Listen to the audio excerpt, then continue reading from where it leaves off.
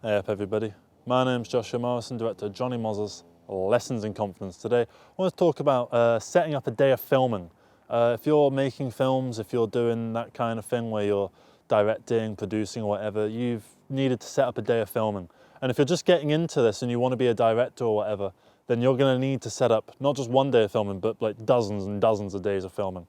Throughout all my projects, I've probably done about 50 days of filming total where I've needed to set up everything myself and do like the auditions for the actors and get the DP on board, get the sound guys on board, find the location, figure out times and stuff like that, coordinate with everybody and their availability and the weather, see what works, see what doesn't, and then figure out blocking and all that kind of stuff, get the script, do all the various bits of documentation and then go out and film it. And I feel like when you're just getting started, there's so much to take in that it can be quite overwhelming. And it might make you feel like there's no point because you won't be able to make a film because there's just so much to get done, and there really isn't. When I first started, I was doing all the like shot lists and like call sheets and every single bit of documentation you can think of, right?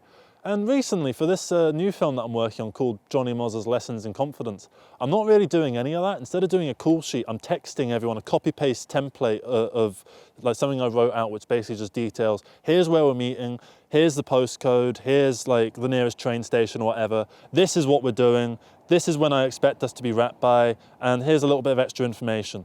And I just get a confirmation from them. I send that a week before, and I also send it like maybe 2 days before, because it's important to make sure that they're like definitely confirmed, because the last thing you want is to turn up to a place and your DP doesn't show up, stuff like that, because there was a miscommunication, all that kind of thing, which has happened to me as well. And that was all my fault because I wasn't clear enough about what I wanted. And that's something that you need to take in as a potential director, is that you need to know that you need to be extremely specific about what you want. You need to know exactly what you want down to the ground, right?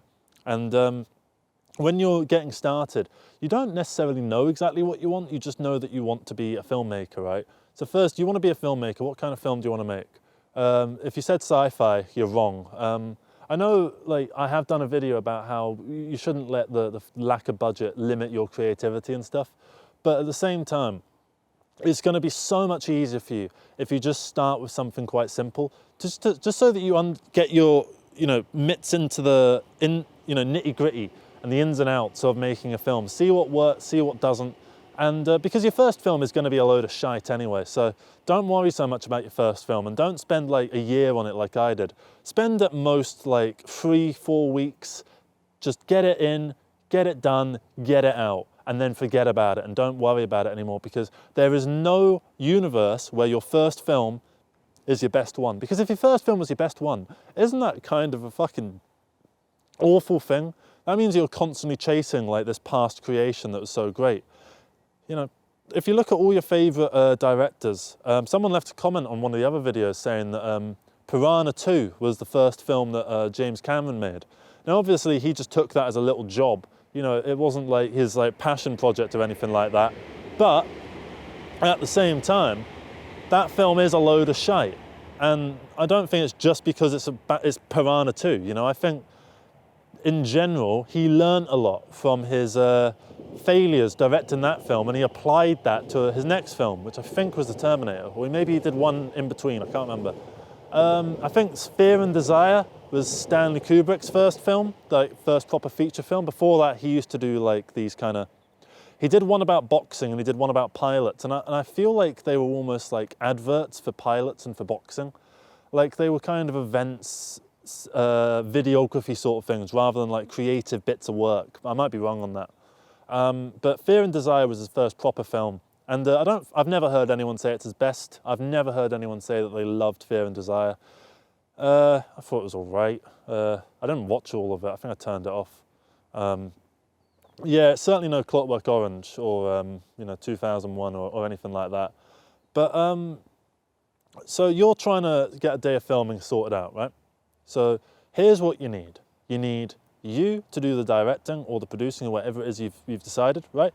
you need a bit of a script or an idea at least of what it is you're filming, right? Maybe that's not in script form, maybe that's an improvised form, right? But you need to at least know, how does the thing you're filming begin? What's the core meat and potatoes of it? And then how does it finish? And you need those three things at least, right? Then you need to think about the resources that are required for this. So say if the scene that you've come up with requires 3 actors and a ping pong table and ping pong ball, and they're like playing ping pong, and that's like the meat and 2 potatoes. Well, you need to get a ping pong ball, ping pong bats and a ping pong table, right?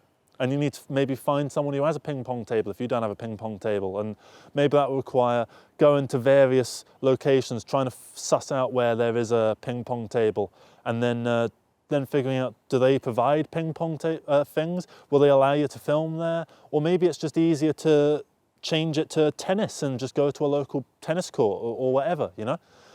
So once you get that side of things figured out, the props and the locations and that kind of thing, then you think about the 3 actors. So you need one guy that's maybe got a beard, you need one guy that's kind of scrawny, and you need one that's a woman, right? Okay, well, let's get a woman, let's get a scrawny guy, and let's get a guy with a beard, right? So there's so many places you can get actors. You don't even need to get proper actors, you can just use your friends. But if you want to get actors, there'll be regional websites that are relevant to you. But if you're based in the UK, I can recommend Mandy.com and StarNow.com. There's also various Facebook groups for, you know, actors wanted and all this kind of stuff. Maybe look for student stuff, because student stuff, they won't, you know, be getting paid really and stuff like that. They're not unionized. When you're just starting out, you don't want to be paying people like mad amounts of money, because you're going to burn through all your money very, very quickly. You want to just try and make something fun, easy, simple, enjoyable, and keep doing that. So once you've got that first day, you get on there, you get onto the day of filming, right? You want to get there earlier than everyone else so that you have a bit of time to just relax, figure yourself out, what you're going to do, get into your own little head a little bit before other people start showing up, because the last thing you want is to get there to the location already being a bit stressed out, not get any time to, you know, relax yourself, and then just have to go straight into it, because that will lead to you making shoddier decisions, right? So you want to get there, relax a little bit, try and get your head out of the film for just a second, right? And then actors come or the cinematographer comes. You just need to get all the people in the same location with the same idea, which is to shoot this thing. And then it's basically just a case of answering questions. That's what you do as a director, you answer questions. I think the biggest day of filming that I've done in terms of the number of people we had on board for that day was about 20, and we were filming in a pub. And so with 20 people that I'm technically like in charge of, right, that I'm managing here, right, because that's what you are as a director or producer, you're a manager essentially. And people would come up to you every 30 seconds or a minute, right, very, very frequently, and ask you a question. And you need to have an answer to that question. Whether it's the right answer or it's the wrong answer, it doesn't matter. What matters is that you answered the question, okay? It's like a test, right? Say you take a test, right? And you answer half the questions, only the ones that you were sure are right? You're going to end up getting some of those wrong anyway, and you're going to fail the test. If you answer all the questions, sure, you might have gotten a higher percentage of them wrong, but you answered more questions, which means that you might have passed.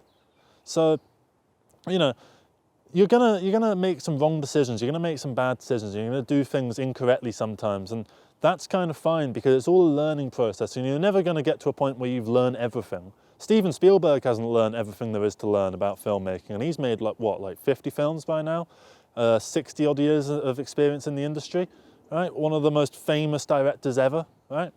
Up there with like Hitchcock and all that kind of stuff. Whether you love his films or not, he is one of the most like recognized directors around. And he doesn't know everything either. He doesn't know every single thing that there is to know. And I think ignorance can be wielded as a weapon of creativity, where you basically just go forward and just wield this little sword of creativity and just see what damage you can do, and have a bit of fun with it, essentially. And yeah, the more days of filming that you do, the more confident you'll get with it, and the more consistent you'll be able to be, and the more that you'll be able to understand your own flow, and you'll make your own formula. And once you figure all that sort of stuff out, then you're, you know, not necessarily laughing, but you're you're doing it and you know how to do it, and it's not a big stressful thing. It's not like this is the biggest deal of your life anymore. I've arranged already this year about 4 or 5 days of filming for various things. And to me, it's just like that. It's just done. I don't even need to really worry about it. And a lot of the paperwork and that kind of thing, if you're just starting out, if you're just doing like low, no budget stuff, you don't really need a lot of it.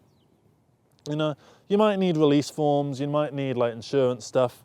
Figure that out, the specifics to you.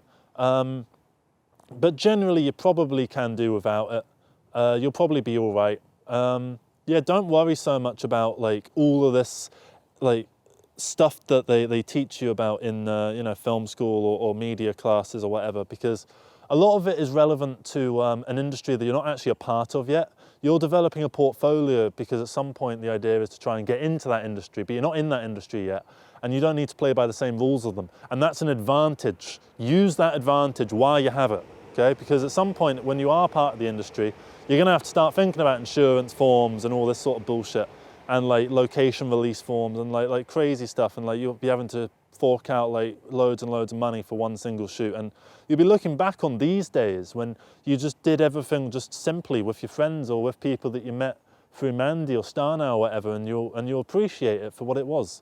A load of people coming together under a singular vision to create something fun for people to enjoy. And that's all this is. We're creating art, essentially. I mean, that sounds a bit pretentious to say, but I mean, that is what we're doing at the end of the day, whether we like it or not.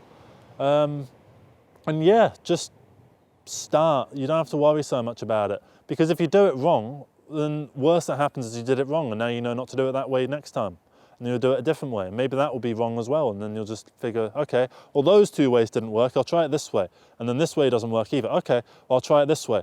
Okay, that didn't work, I'll try it this way, that didn't work. And then you just keep trying and trying and trying and trying until you find something that works. And when you find something that works, this one worked, right, I'm gonna do more of that, okay?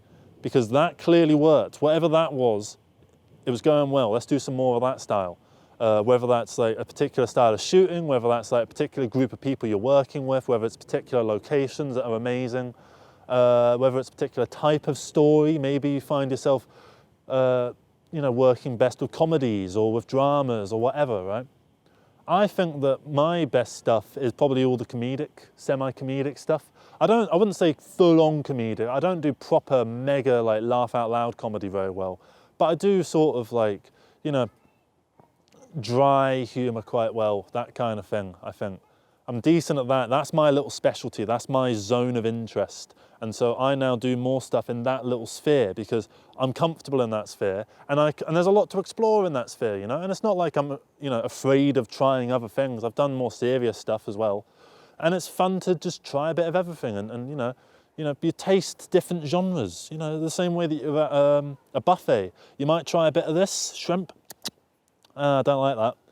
Try some oysters. Ooh, those aren't too bad. Bit sickly though. Ooh, rice. Love a bit of rice, you know. And then just kind of go forward like that, and just keep trying stuff, keep having fun with it, and keep doing it, and just keep creating, everybody. Yeah, that's basically the core of this video, is just keep creating and don't get super in your head about all the logistics of it, because the logistics are very, very simple. Get all these people to this location at this time with a few bits of equipment, right? A few props, and just start filming, right?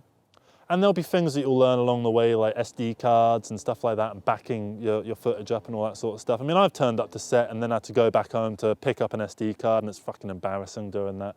And it wastes a lot of time as well. So if there's anything I will tell you, is just triple, quadruple check that you got your SD cards with you, because fucking hell, it's so embarrassing.